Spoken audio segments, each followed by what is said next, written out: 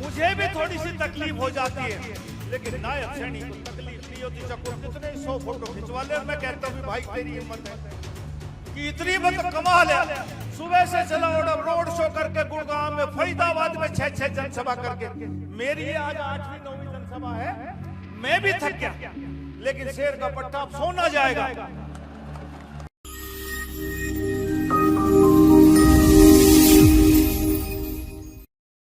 गुरुग्राम और मानेसर नगर निगम चुनावों का प्रचार अब अपने अंतिम दौर में चल रहा है। कल इस चुनाव प्रचार का अंतिम रविवार था, इसीलिए तमाम पार्टियों के दिग्गजों ने पूरा जोर लगा दिया कि वो अपने प्रत्याशियों को जिताने के लिए जनता के बीच में जाए। मानेसर नगर निगम से मेयर के प्रत्याशी सुंदरलाल यादव के लिए भी बीजेपी के तमाम बड़े नेताओं ने मानेसर में एक जनसभा का आयोजन किया। प्रदेश के मुख्यमंत्री और हरियाणा सरकार के कैबिनेट मंत्री भी इस जनसभा में शामिल हुए, लेकिन इस जनसभा में कैबिनेट मंत्री राव नरबीर सिंह का भाषण वायरल हो रहा है। आपको इस खबर में दिखाएंगे कि हरियाणा के कैबिनेट मंत्री राव नरबीर सिंह ने मानेसर नगर निगम के मेयर प्रत्याशी सुंदरलाल यादव के लिए क्या कहा है। नमस्कार, मैं हूं सुनील यादव और आप देख रहे हैं गुरुग्राम न्यूज। चुनाव प्रचार अब अपने लगभग अंतिम दौर में चल रहा है। मात्र 5 दिनों का चुनाव प्रचार बचा है। ऐसे में तमाम पार्टी कोई कोर कसर नहीं छोड़ना चाहती है, इसलिए रविवार को गुरुग्राम में बीजेपी पार्टी के तमाम दिग्गज नेता अपने अपने प्रत्याशियों के लिए प्रचार करने में जुटे रहे। मानेसर नगर निगम से मेयर के प्रत्याशी सुंदरलाल यादव के लिए हरियाणा के मुख्यमंत्री नायब सिंह सैनी और हरियाणा सरकार में कैबिनेट मंत्री राव नरबीर सिंह, आरती राव, इसके अलावा गुरुग्राम से विधायक और सोहना से विधायक एक जनसभा करने मानेसर में पहुंचे, जहां पर तमाम नेताओं ने अपनी अपनी बातें कही। लेकिन इस जनसभा में सबसे रोचक भाषण देने वाले कैबिनेट मंत्री राव नरबीर सिंह का भाषण वायरल हो रहा है। दरअसल कैबिनेट मंत्री राव नरबीर सिंह ने सुंदरलाल के लिए बहुत सी ऐसी बातें कही जिस पर सभा में मौजूद तमाम जनता ने तालियों से पूरे माहौल को गर्म कर दिया। आइए आपको सुनवाते हैं कि कैबिनेट मंत्री राव नरबीर सिंह ने बीजेपी के मेयर प्रत्याशी सुंदरलाल यादव के लिए क्या कुछ कहा है। और भाई हमारा ये जो नगर निगम का इलाका है, ये 2 लोक विधानसभाओं में बढ़ता है, पटौदी और बादशाहपुर में। बादशाहपुर की जनता का बहुत बहुत आभार व्यक्त करता हूं, इनका धन्यवाद करता हूं कि पिछले 4 महीने में जब चुनाव हुए आपने मुझे विधायक चुन के भेजा। आपका बहुत बहुत धन्यवाद, बहुत बहुत आभार। और मानेसर की जनता का भी शुक्रिया अदा करता हूं कि मानेसर की जनता ने भी अपने रिश्तेदार, अपने यारे प्यारे, क्योंकि हमारे गांव से गांव मिल रहे हैं, आप लोगों ने नरबीर सिंह को बनाने में एक अहम रोल अदा किया। साथियों, देश और प्रदेश में भारतीय जनता पार्टी की सरकार है। अब मेयर के चुनाव है, पार्षद के चुनाव हैं, 2 साल से चुनाव नहीं हो पाए। गुड़गांव का आम मतदाता परेशान है, चाहे वो मानेसर का हो चाहे गुड़गांव नगर निगम का हो, छोटी छोटी बातों पे परेशान होता है। हमारा बादशाहपुर विधानसभा और गुड़गांव विधानसभा बहुत बड़े हरियाणा के विधानसभा क्षेत्र हैं। एमएलए कहां तक आपकी सुने, कितनों की सुने।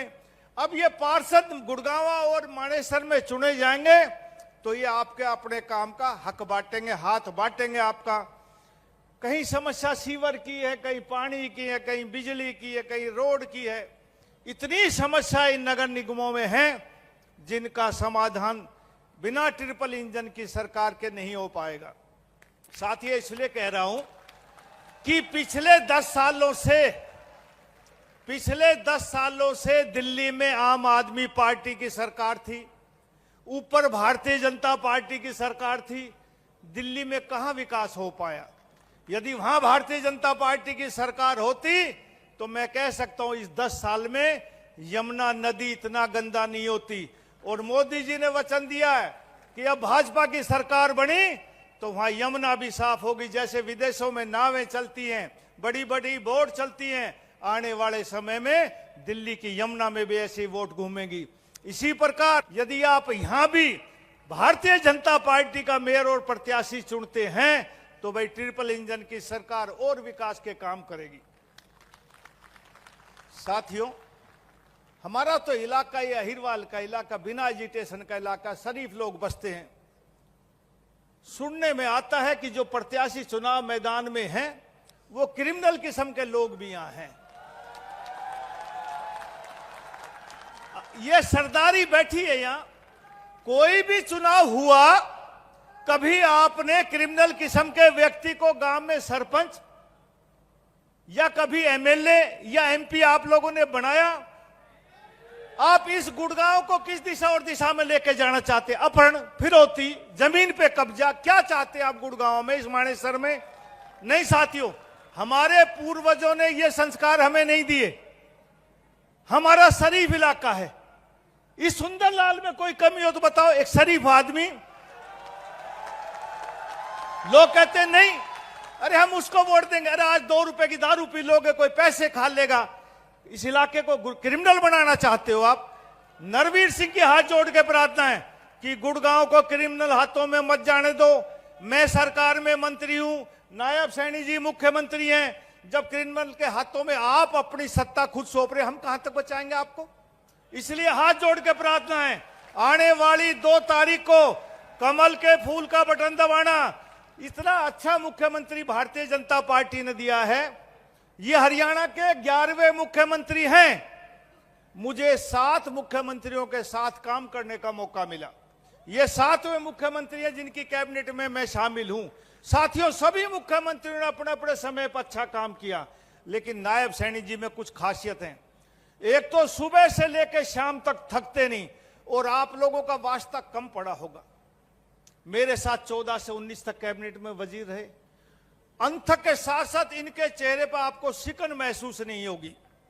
कितना ही आप इनसे बात कर लो, हर आदमी के साथ फोटो खिंचवाने में मुझे भी थोड़ी सी तकलीफ हो जाती है, लेकिन नायब सैनी को तकलीफ नहीं होती। चको कितने ही 100 फोटो खिंचवा ले। और मैं कहता हूं भाई, तेरी हिम्मत है कि इतनी, मतलब कमाल है।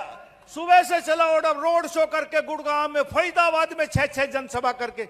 मेरी ये आज 8वीं 9वीं जनसभा है। मैं भी थक गया, लेकिन शेर का पट्टा अब सोना जाएगा, फिर पता नहीं कहां जाएगा। लेकिन इसके अब भी मुस्कुराहट है, रात को सोएगा जब भी ऐसा मुख्यमंत्री भाजपा ने दिया है। और आप ट्रिपल इंजन की सरकार नहीं बनाएंगे ना, तो आप आने वाले बच्चों का भविष्य ठीक नहीं कर रहे। इसलिए मेरी प्रार्थना है, इस इलाके में एक शरीफ आदमी मेयर बने, शरीफ पार्षद जो भारतीय जनता पार्टी ने दी है वो बने। हमारे पूर्वजों ने परिपाटी घेरी है, उस हम परिपाटी को निभाएंगे। संख्या में इकट्ठे हुए, और कमल का फूल का बटन, अब की बार 2 ईवीएम की मशीन मिलेंगी, एक मेयर के लिए और एक पार्षद के लिए। दोनों मशीनों पे कमल के फूल का बटन दबाना है। जय हिंद, राम राम। गुरुग्राम और मानेसर नगर निगम में चुनाव लड़ रहे तमाम प्रत्याशियों के लिए उनके सीनियर नेता चुनाव प्रचार की कमान संभाले हुए हैं। तमाम नेता जनता के बीच जाकर प्रचार कर रहे हैं और वोट मांग रहे हैं कि इस बार हरियाणा में ट्रिपल इंजन सरकार बना दीजिए, ताकि तेजी से विकास कार्यों को कराया जा सके। लेकिन देखना होगा 2 मार्च को जब वोटिंग होगी तो जनता ट्रिपल इंजन की सरकार बनाती है या किसी अन्य प्रत्याशी पर दाव लगाती है। इस खबर के बारे में आप हमें अपनी राय कमेंट करके जरूर दीजिएगा। साथ ही साथ आप इस खबर को जरूर शेयर कीजिएगा, ताकि सभी लोगों तक सही जानकारी सही समय पर पहुंच पाए। नमस्कार।